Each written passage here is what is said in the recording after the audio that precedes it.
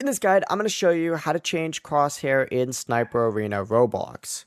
Before we get into this guide, make sure to like the video and subscribe to the channel with all notifications on. It really does help with the channel and it lets us know that you want more content like this. We'd greatly appreciate it. And if at any point throughout this guide you did have any questions, just ask them down in the comment section below and we could help you out further. I'm going to be doing my best to reply to every single comment down there. Also, before we get started, I just launched my ultimate Roblox game dev template, so if you're trying to make your own Roblox game, check out the Gumroad and Etsy links in the description. It helps out the channel, and it will help you make the best Roblox game possible. But once you're in Sniper Arena Roblox, what you need to do is actually look near the items button up at the very top, and you're going to see like a little settings gear all the way up here. Go ahead and select that, and after the settings menu does open, go ahead and scroll through here until you see the crosshair option on this left-hand sidebar. So select that, it's going to jump you right to the location, and then from here you can go ahead and customize your crosshair to whatever you want, whether it's like the color of it, the style of it.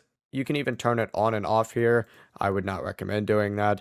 Once you're done though, just hit X right here and that is the entire process.